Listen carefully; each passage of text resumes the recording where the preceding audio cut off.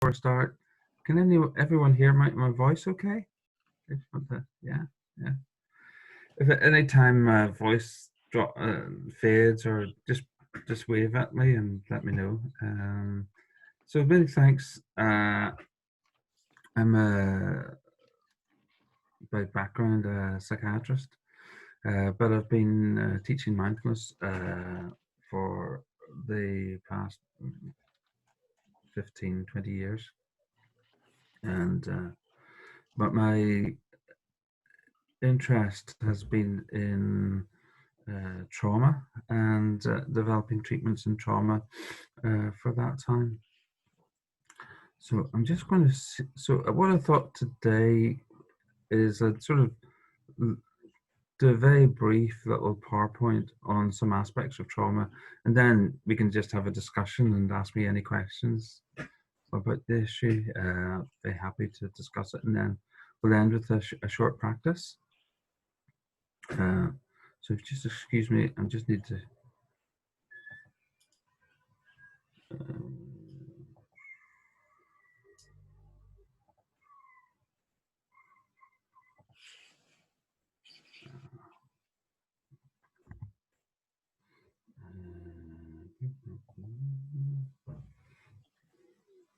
remember, everyone, that you can use the chat facility if you have any comments or any questions for Alistair throughout this as well. Ross, you've disabled my screen sharing. Is there any way you can? Oh, wonder how that is. I think you need to make me co-host. Oh. Sorry about this. Okay, change host. Okay, let's see. Let's give it now. That should be it now, Alistair, is that? Yeah. Is that coming up for people? Yeah. Yeah, can see that.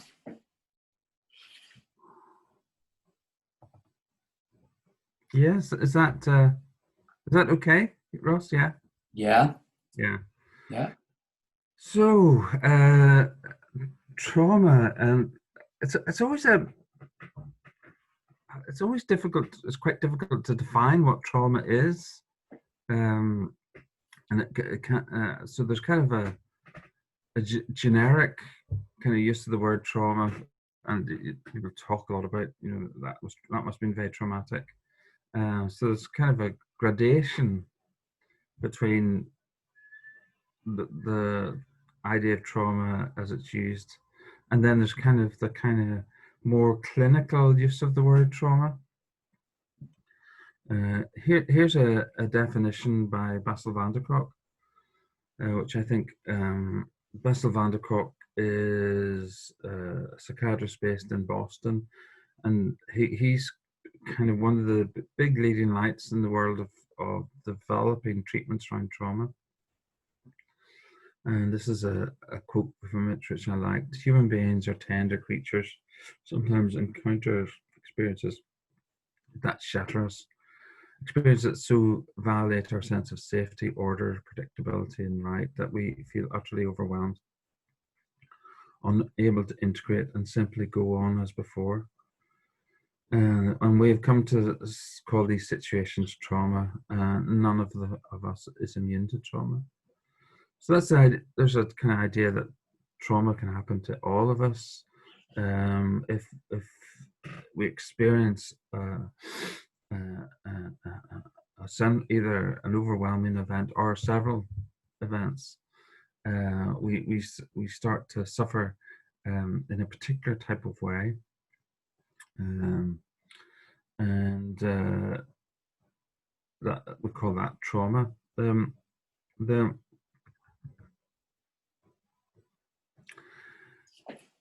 It's only relatively recently that trauma became an actual diagnosis in the form of PTSD, post-traumatic stress disorder.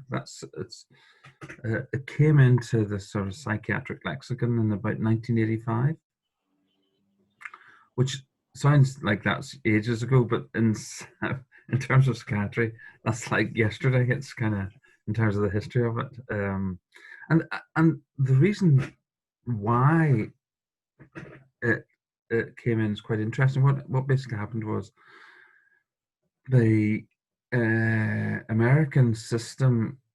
You have to have a diagnosis to have treatment, and there was no diagnosis of PTSD.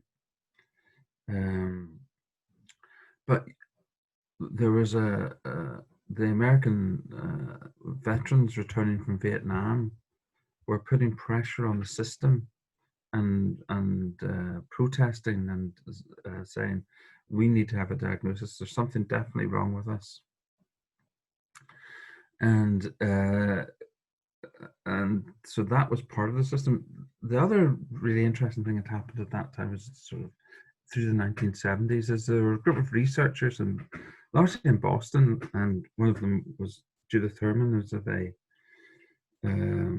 recognized name in the area.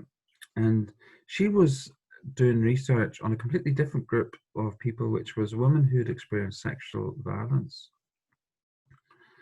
And unlikely bedfellows, the veterans and this group of researchers from a kind of feminist female and women's violence perspective got together, and they put pressure on the American psychiatric system, and eventually the diagnosis of PTSD was formed. And the other interesting thing to note is it was against some resistance amongst psychiatrists, and even to this day, you'll see psychiatrists who would not be very reluctant to use the term PTSD. It's kind of still at this day, it's kind of viewed kind of skeptically, and I could talk a bit about why that might be. Now, the core symptoms of PTSD is, first of all, a core event. So that my work is with veterans. That would be deployment and being in a war situation, but it could be a car accident. It could be an attack. It could be any core event which overwhelms your ability to cope.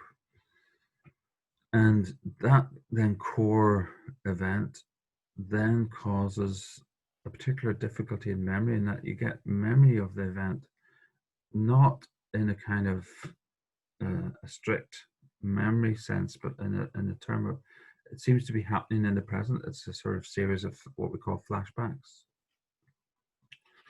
and that then leads to anxiety, depression. It leads to poor sleep, because that tends to happen as you're trying to get to sleep. You get this thing which we call hypervigilance, which is a kind of a sense that something is about to go wrong, or always feeling on edge, symptoms of anger. Another big distressing form of disability of PTSD is a sense of numbness or detachment. We could talk about why that is. So, and when you get the event and you have that for more than 6 months, and you have these cluster of symptoms, we call it post-traumatic stress disorder.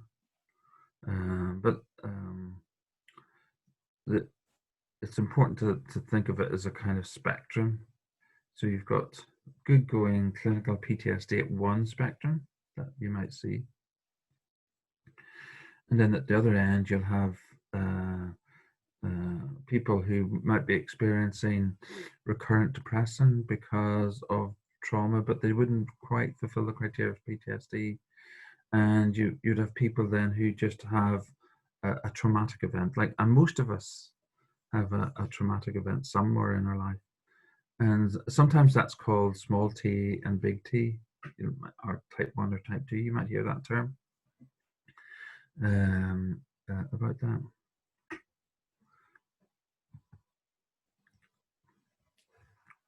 So let me just talk about mindfulness. So this is a quote which I quite like about mindfulness, which is, mindfulness is a life skill which can deepen our sense of well-being, involves paying attention to what is occurring in the present moment with an attitude of openness, non-judgment and acceptance. It engages in all our senses as we open to our entire experience, becoming aware of our body, emotions, thoughts and environment. So this gives us a sense that mindfulness is a skill that we can develop and we can hone. And it's really about bringing your awareness into the present moment, usually anchor it like Ross did at the practice at the start. Anchoring your awareness to the present moment, usually on your breath or your body. But in a particular way with a sense of non-judgment. So you're not judging the experience, and in particular, you're not judging yourself and not being self-critical. And what we suspect is that this life skill of mindfulness might be really helpful for people who are suffering from trauma. So if you think about it, that people with trauma often have these flashbacks, intrusive memories, which is a problem of the memory keeping recurring and recurring of the event. And if they can develop a mindfulness approach, they can keep themselves in the present moment. They're not pushing away the memory, they're not sort of blocking it. And so they have one foot in the past in terms of the memory and one foot in the present. And the ability to do that with a sense of non-judgment and kindness and compassion, it probably allows for the memory to process. So it flips from a what we call sometimes called a subcortical memory, a memory that is like recurring and recurring in the present moment, to a much more verbal memory of, well, that happened to me in the past and I can remember that and I can move on with my life.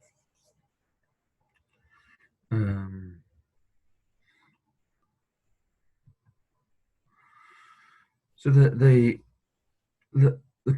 core issue in memory, or one of the core issues in trauma, is that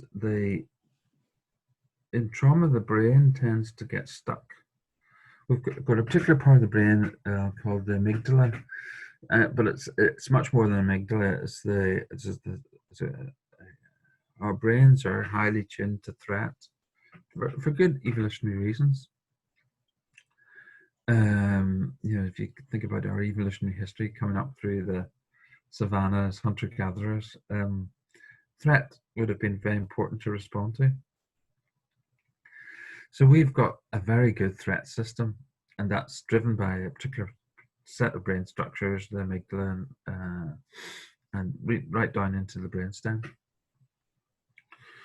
And the way I sort of put it for people I'm saying is, it's like your brain has a fire alarm that goes off. Say if somebody attacks you, or if somebody pulls out in front of you, and you slam on the brakes, you have that threat system activating. But the threat system activates and then goes off. Fire alarm goes on, then goes off. The problem is that if that system is activated with enough severity, or if it's activated often enough so that if you're in a situation where that alarm system is being activated constantly, it doesn't tend to turn off. And actually, we've now got good brain scanning evidence that this is the case. That you can actually see people's amygdala activate on the brain scan, and that triggers hypervigilance, anger, irritability, flashbacks, nightmares, and poor sleep. So the key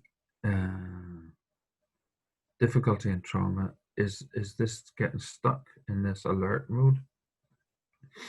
And if you think about it, mindfulness is almost the opposite. Mindfulness is about switching the brain.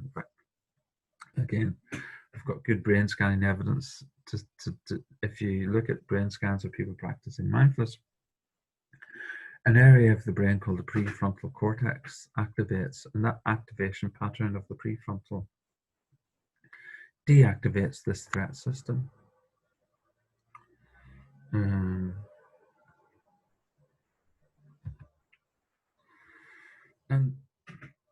the important other bit of trauma is not, sometimes people kind of conceptualize trauma as a kind of, well, that's about your mind having flashbacks and nightmares and poor sleep.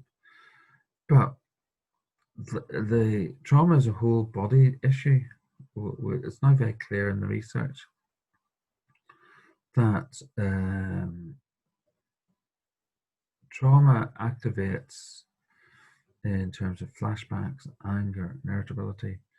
But because your brain activates from a kind of acute stress, it switches over to chronic stress. And chronic stress, when that's emerges, when you get an acute stress merging into chronic stress, that has quite difficult physical issues in the body. These are very common issues for people suffering from trauma and veterans in particular. So you get hyperarousal, you get panic attacks, cardiovascular problems. You get high blood pressure because your threat system is being activated all the time. And you can get high blood pressure, and that can lead on to coronary heart disease. There's this other syndrome, chronic pain, sometimes termed fibromyalgia or body distress syndrome. And there's a strong overlap between chronic stress, trauma, and this sort of chronic body distress syndrome. I think it's probably the most helpful term.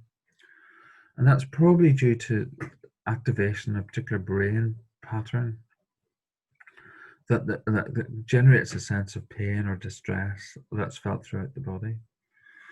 You get your brain and bowel and internal organs are highly connected, so you get irritable bowel syndrome. You can see the development of autoimmune disorders. This trauma affects right deeply into the immune system and even into your DNA. And arthritis and autoimmune disorders are common.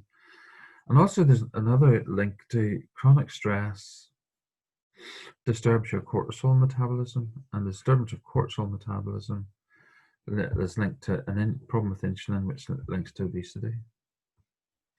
So the body bears a cost to the stress system being constantly activated.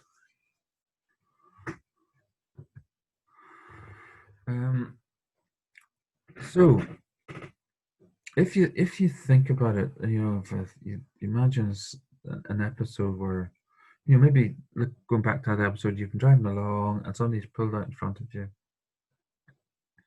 and you slam on the brakes. You're aware that this reflex, this acute stress reflex or threat reflex, is very rapid in milliseconds. In fact, it's under 300 milliseconds. We kind of know that. So it's a very rapid system. But and that rapid system is activated and then stays activated.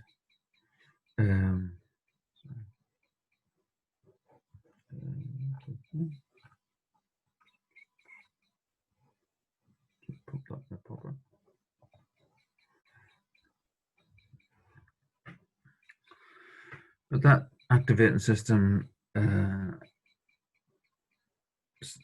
is just as easily deactivated by a system of inbuilt sort of relax and safety reflexes. So there is a system that activates, that deactivates this threat system. And what we begin to think is that the practice of mindfulness is really about activating this ability for the body to relax, and in particular the mind to relax. And that's why I've got this research project that we're just running at the minute, teaching veterans mindfulness as a way of them recovering from post-traumatic stress disorder.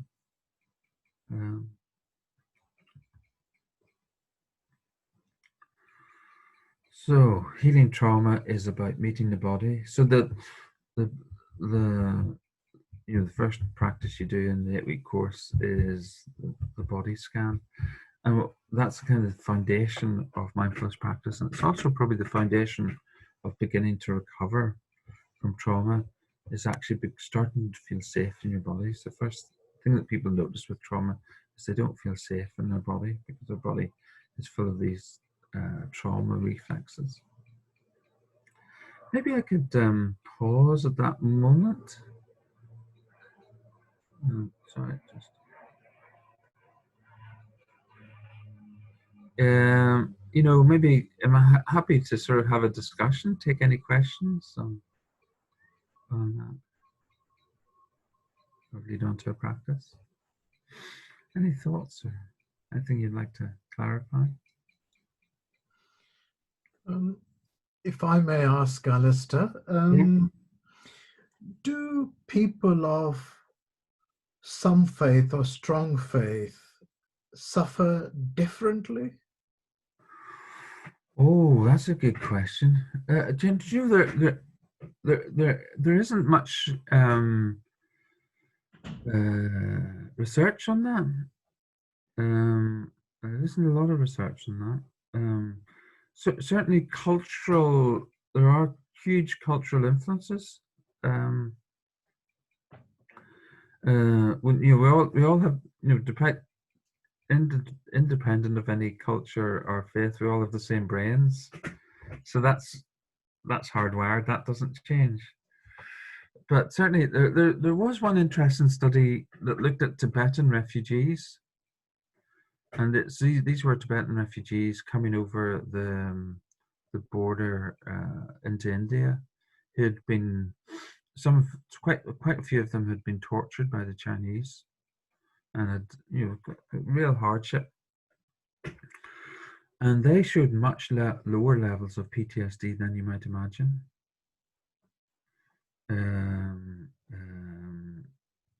So there's and it could be their strong kind of Buddhist philosophy within Tibet helped them. And there's a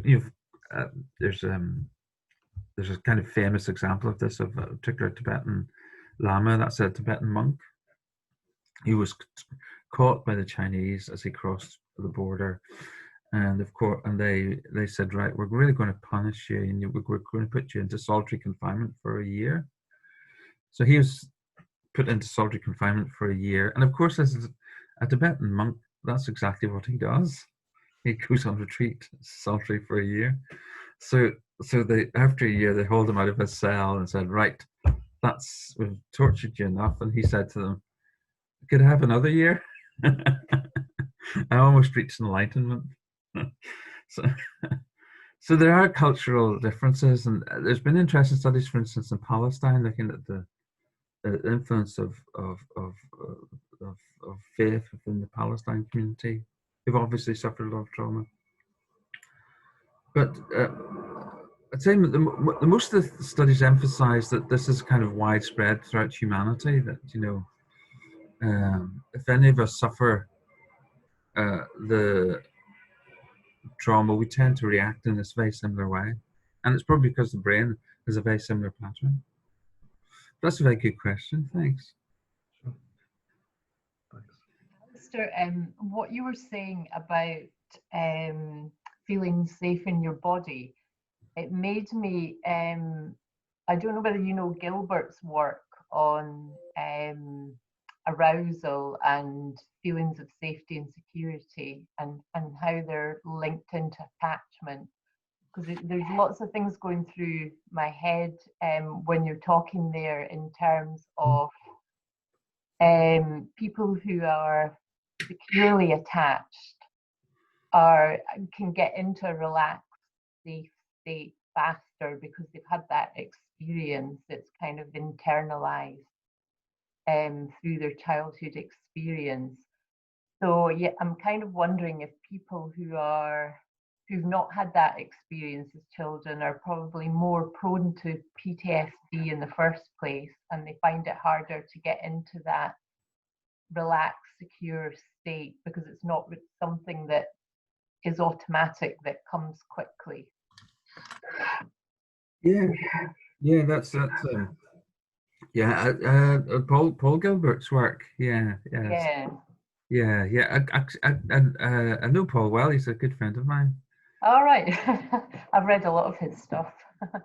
Yeah. Yes. No. Entirely. This is draws on his work. His work is about developing a compassionate mind. Yeah. And he really borrowed a lot of his work from Tibetan Buddhism.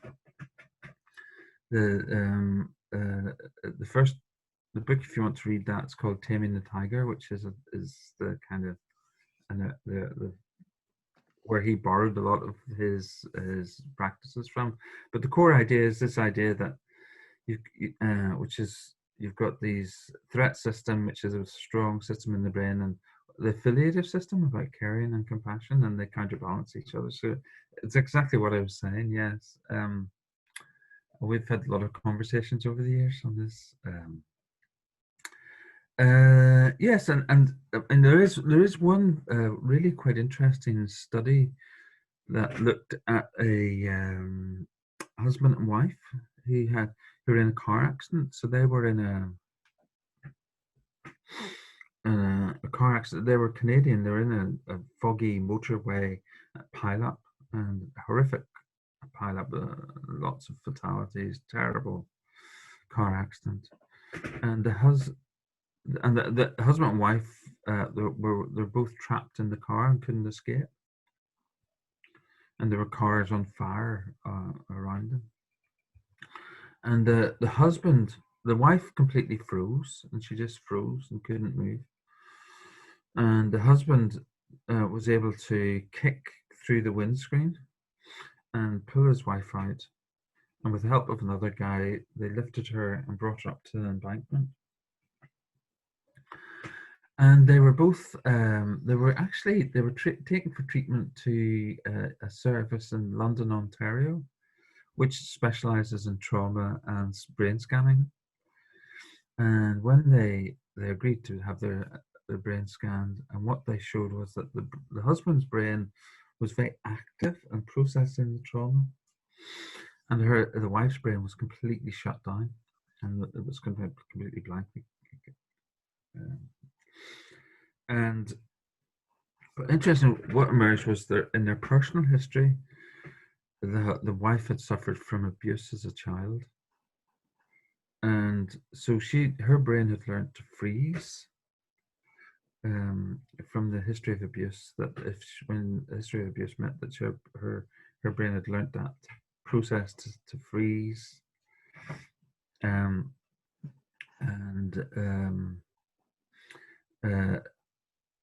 so there's some indications that you're more likely to suffer from PTSD if you've had early experience of trauma. And there's this other finding, which is that people who've suffered trauma from an early age have the part of the brain that processes memory is called the hippocampus, and that part's smaller for people who've suffered trauma. So there's a kind of we don't know whether trauma causes the hippocampus to be smaller, or whether the hippocampus is smaller and then people are more likely to suffer from trauma. So, but there's this sort of kind of interplay between what you're saying is attachment and the activation of this sort of compassion system. Yeah.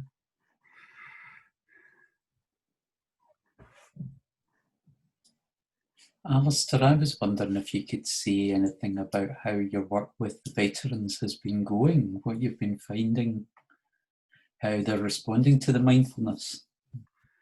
Yeah, well, what we've been doing is we've been have people aware of the 8-week mindfulness course? Yeah, that's so we've been running that with veterans over the past couple of years. It's highly adapted. It's not the sort of the one you might see. It's kind of adapted around issues of trauma. So what we do is we measure some scales that measure levels of PTSD, and we found a 60% reduction of PTSD scores that's sustained over beyond 1 year. So we're beginning to see clear evidence of effect of development trauma. And there's been another study in Washington State with veterans and mindfulness. And they've done a randomized study showing an effect. And there's just been published a study that looked at Eritrean Jews in Israel. The Eritrean Jewish population was terribly traumatized in their escape from Ethiopia to Israel. A lot of them were tortured, so very high levels of PTSD in that group. A lot of them witnessed their family members being killed. So this particular group has a very high level of trauma. And Eritreans they've just done a randomized study showing a mindfulness course with them, showing significant reduction of trauma in this group with the kind of population in the world, probably one of the highest levels of trauma. So that's quite a significant study, I think. That's just been published by the University of Haifa. Right, great. I could try and send you a link to that if you're interested. So there's beginning to be evidence now that mindfulness is really helpful for people with trauma. The tricky thing might be how you introduce it and how you work with it, but develop as an intervention. Great. Alistair, could I ask another quick question? Sure. Would you consider all types of trauma to need to be life-threatening, or would you consider, I suppose, less serious events have the potential to be traumatizing? Yeah, well, that's an interesting question, because you've got the key incident that that PTSD develops around. But the important thing there is that the event itself doesn't necessarily have to be life-threatening. The important bit is that the brain has to perceive it as life-threatening, and that's an important distinction. So, for instance, so I remember a lady I was seeing way back when I was working as a psychiatrist in Gartnavel, who had good going. She had clear PTSD, and she was actually she was actually another psychiatrist actually, and the key event had been that a patient, she'd gone to a home visit to see a patient up in one of the multi-stories up in Mary Hill actually, and the patient had pushed her against a window, and the window had opened slightly. Now, the actual fact is she knew that the window only opens a certain 6 inches. It doesn't open right open. So she kind of knew that rationally. But what she said was, I thought my mind told me I was going to fall out that window to my death. And she had this experience of thinking that she was about to die with her being pushed up against this window. And she had this strong experience of dissociation, of leaving her body and being on the ceiling, watching this experience happen beneath her. And she had a strong dissociative element to the memory, and her brain perceived it as life-threatening, even though she knew rationally it wasn't. And from that, she developed PTSD. So it doesn't have to be life-threatening, but you have to have PTSD is often linked to when you perceive that your life has been threatened. If that makes any sense. Yeah, totally. Yeah. Yeah, so it's the thought, oh my God, I'm going to die.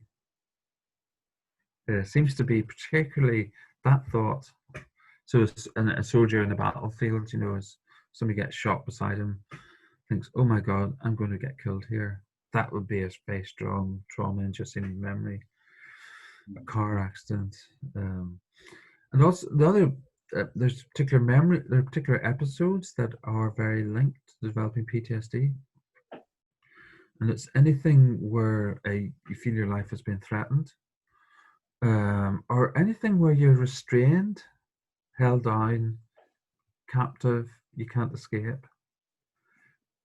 So sexual violence is that's why PTSD is so common with sexual violence, because that sense of being held, you can't escape.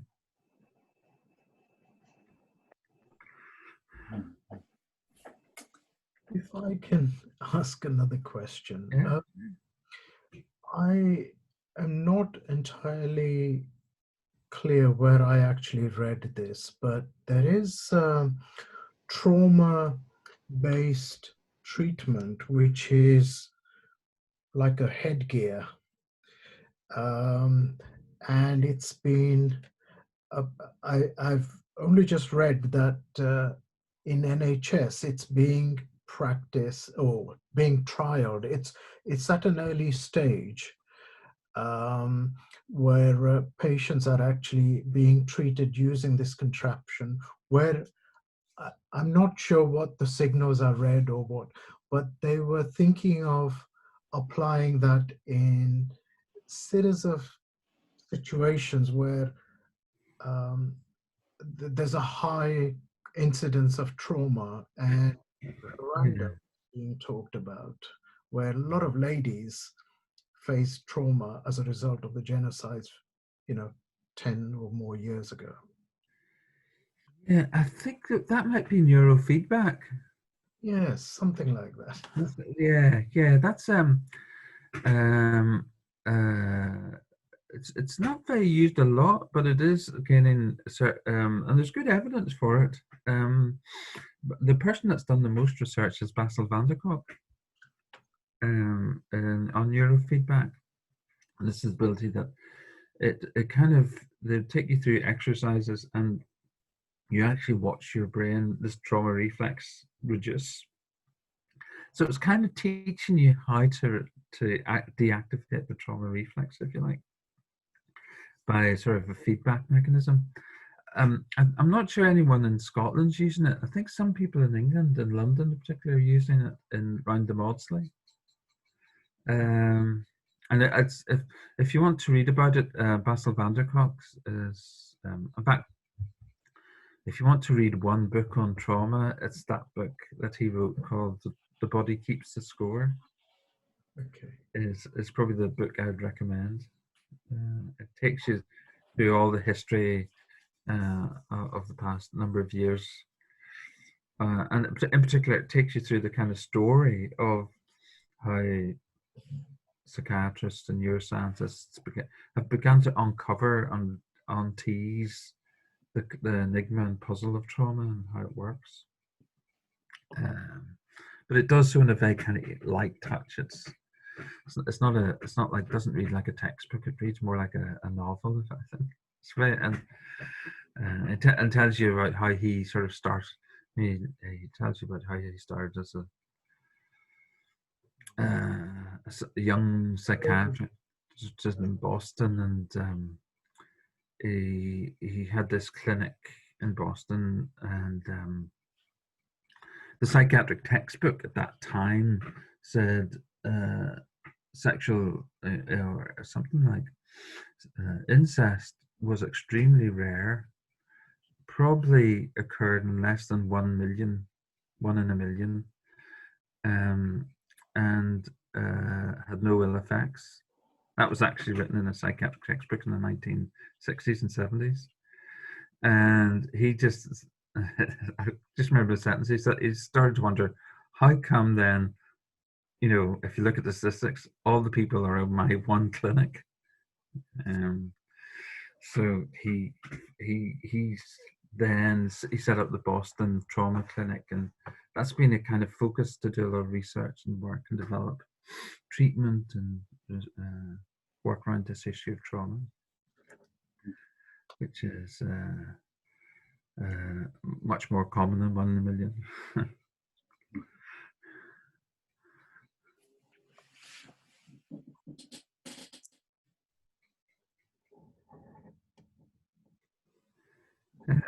So maybe I could finish with just a short practice. Would that be okay? Yeah, that'd be great, Alistair. Thanks. Okay. Thanks. So maybe just allowing your body to settle in your chair or seat.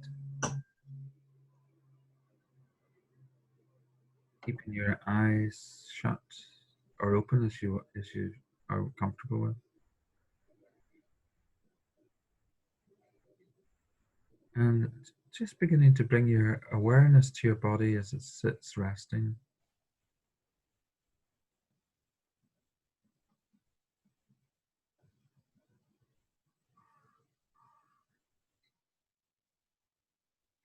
Maybe bringing an awareness to the contact points of your body on the chair, your feet, your back.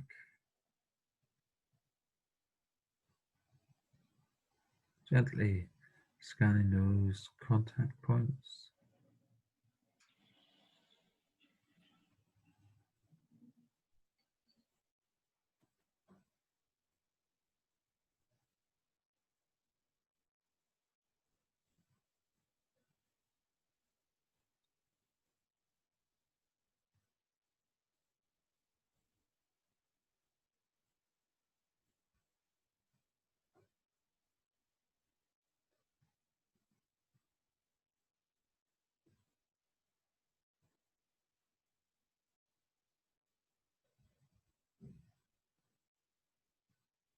Now bringing your awareness to your top of your head, your scalp, your hair.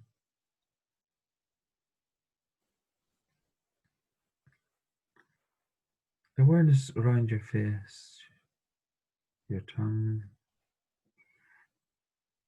your eyes.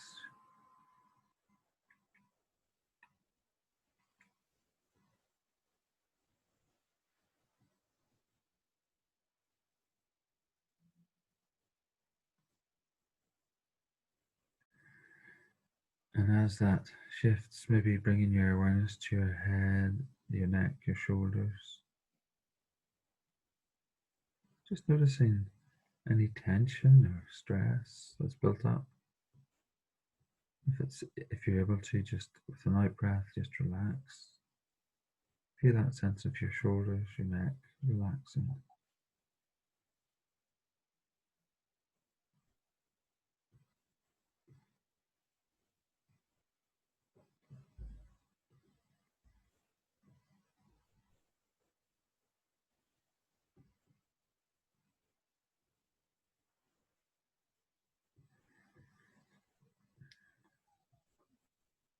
Now shifting your awareness to your upper chest, seeing if you can sense your heartbeat.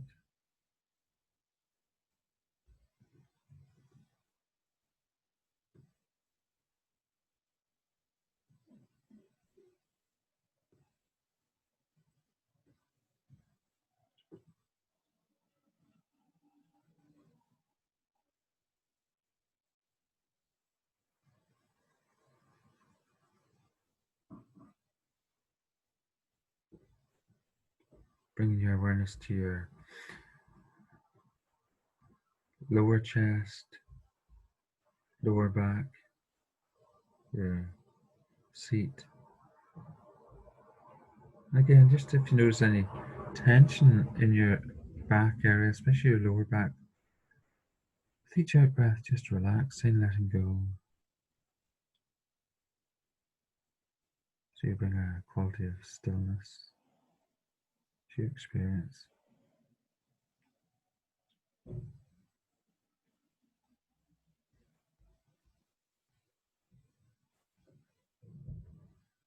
Then bringing your awareness to your hips, your thighs, your knees. sensing.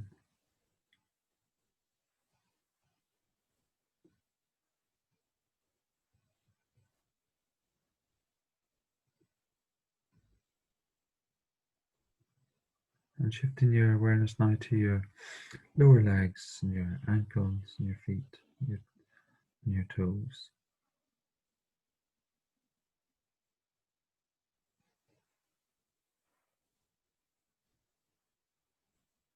And again, just sensing into your whole body, resting on the chair, and if there's any sense of tightness or tension, just noticing, and if it's possible, with the out breath, relax.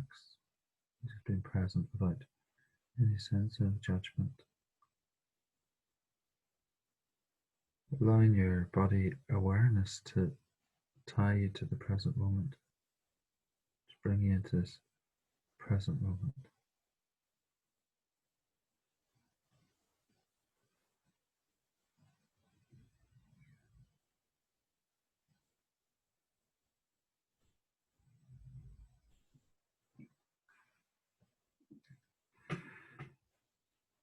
Okay. Well,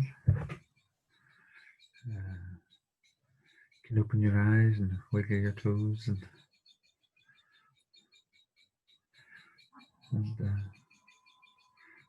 thanks so much for coming today, and hope you found that helpful and useful. Thanks very much, Alistair. That was really great.